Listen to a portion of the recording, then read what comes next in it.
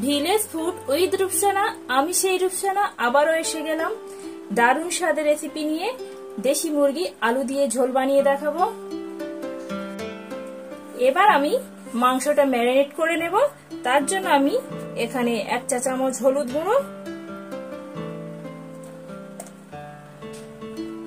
1/2 চা চামচ লঙ্কা গুঁড়ো,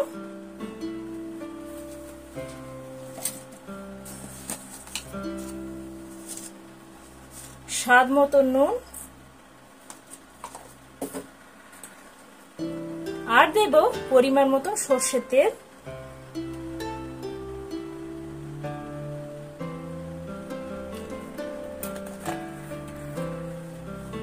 সুন্দরভাবে সব মশলাগুলো আমি এইভাবে মাখিয়ে নেব।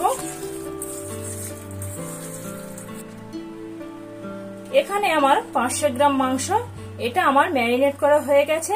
এবার আমি এটা 10 মিনিটের মতো রেস্টে রেখে দেব। আগে থেকে আমি একটা কড়া বসিয়ে দিয়েছি। কড়ার মধ্যে আমি পরিমাণ মতো সরষের তেল দেব।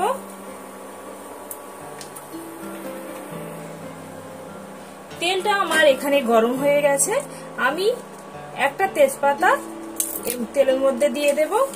3টে এলাচ আমি থেতো করে নিয়েছি, সেটাও আমি এর মধ্যে দিয়ে দেব। আর দিয়ে দেব 1 চা চামচ কাঁচা জিরে।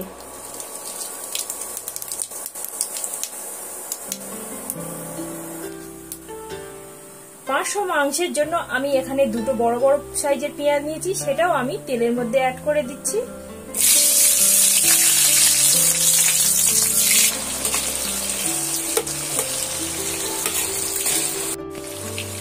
এই পেঁয়াজটা আমি বেশি লাল লাল করে ভাজা করব না, যেহেতু মাংসের তরকারি হবে। এখানে যে ম্যারিনেট করা মাংসগুলো ছিল সেটা আমি তেলের মধ্যে দিয়ে দিলাম। দিয়ে আমি এইভাবে কষাতে থাকবো। এবার আমি স্বাদ মতো নুন অ্যাড করব। নুনটা অ্যাড করে আবারও আমি কিছুক্ষণ ধরে কষাবো।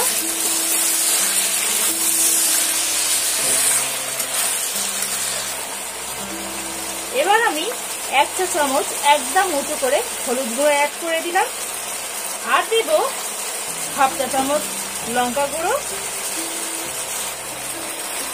হলুদ আর লঙ্কার গুঁড়ো দিয়ে আমি ভালো করে কিছুক্ষণ কষিয়ে নিয়েছি। এবার আমি এর মধ্যে আদা রসুন বাটা দেব।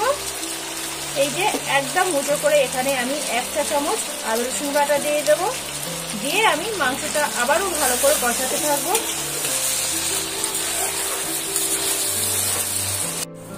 আমি মাংসের মধ্যে সমস্ত উপকরণ দিয়ে, সমস্ত রকম মশলা দিয়ে আমি ভালোভাবে কষিয়ে নিয়েছি। আর কেমন সুন্দর একটা এই যে তেল ছেড়ে দিয়েছে, দেখতে পাচ্ছেন। এবার আমি এখানে 2টো বড় সাইজের আলু নিয়েছি। আলু দুটো আমি মাংসের মধ্যে অ্যাড করে দেব। আলুটা আমার দেয়া হয়ে গেছে।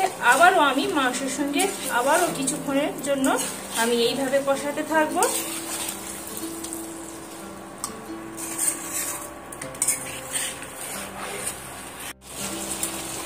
আমি মাংসের সঙ্গে যে আলুটা দিয়েছিলাম, আলুটা আমি কষিয়ে নিয়েছি। এবার আমি এটা কিছুক্ষণ ধরে রান্নার জন্য অল্প একটু পানি অ্যাড করব, করে আলুটা আবারও সিদ্ধ করতে দেব। দেখতে পাচ্ছেন বন্ধুরা, আমার এখানে আলু আর মাংসটা একদম আলুগুলো সিদ্ধ হয়ে গেছে। এই যে আমি একটা ভেঙে দেখাচ্ছি, এই যে একদম আলুগুলো একদম সিদ্ধ হয়ে গেছে, মাংসটাও একদম হয়ে এসেছে। এই যে একদম নরম নরম হয়ে গেছে, হাত দিলেই ছেড়েই যাবে। এই যে এবার আমি 1 চা চামচ আদা রসুন বাটা, আগে আমি আদা রসুন অ্যাড করেছি, শেষে আমি আর একটু আদা রসুন অ্যাড করছি। এই যে 1 চা চামচ। এটা দিলে কোনো ভয় নেই, কোনো মানে আদা রসুনের গন্ধ থাকবে না। এটা দিলে একটা সুন্দর ফ্লেভার আসে আর মাংসটা দারুণ টেস্টি হয়, তাই আমি এখানে অ্যাড করলাম।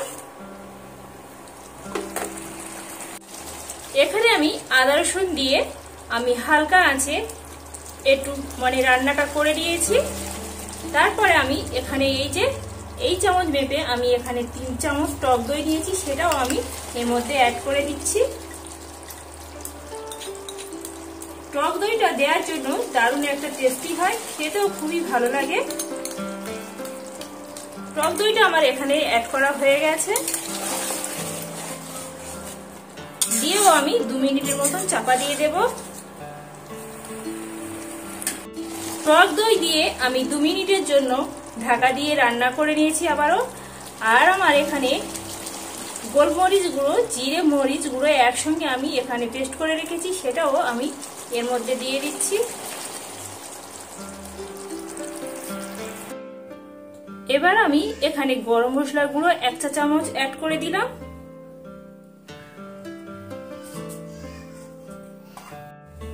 আমি সব শেষে নিয়েছি জায়ফল, জয়ত্রী, লবঙ্গ আর দারুচিনি আমি একসঙ্গে মিহি করে গুঁড়ো করে নিয়েছি, সেটাও আমি এখানে 1 চা চামচ অ্যাড করে দিলাম।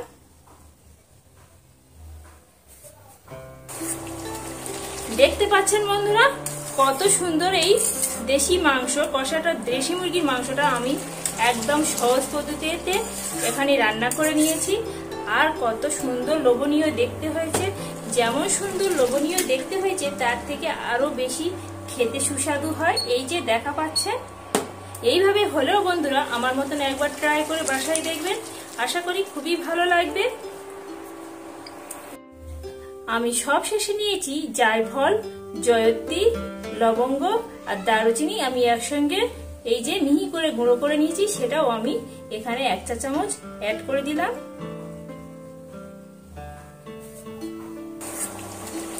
দেখতে পাচ্ছেন বন্ধুরা কত সুন্দর এই দেশি মাংস কষাটা, দেশি মুরগির মাংসটা আমি একদম সহজ পদ্ধতিতে এখানে রান্না করে নিয়েছি। আর কত সুন্দর লোভনীয় দেখতে হয়েছে, যেমন সুন্দর লোভনীয় দেখতে হয়েছে তার থেকে আরো বেশি খেতে সুস্বাদু হয়। এই যে দেখা পাচ্ছেন, এইভাবে হলেও বন্ধুরা আমার মতন একবার ট্রাই করে বাসায় দেখবেন, আশা করি খুবই ভালো লাগবে। আমি আলু দিয়ে মাংস যে রান্না করেছিলাম সেটা আমার একদম রেডি হয়ে গেছে। এবার আমি কড়া থেকে নামিয়ে নেব। বন্ধুরা আমার এই আলু আর মাংস কষা রেসিপিটা যদি ভালো লেগে থাকে বন্ধুরা একটা লাইক, কমেন্ট, শেয়ার করতে ভুলবেন না। আর নতুন নতুন ভিডিও পেতে গেলে আমার চ্যানেলটি সাবস্ক্রাইব করবেন প্লিজ বন্ধুরা।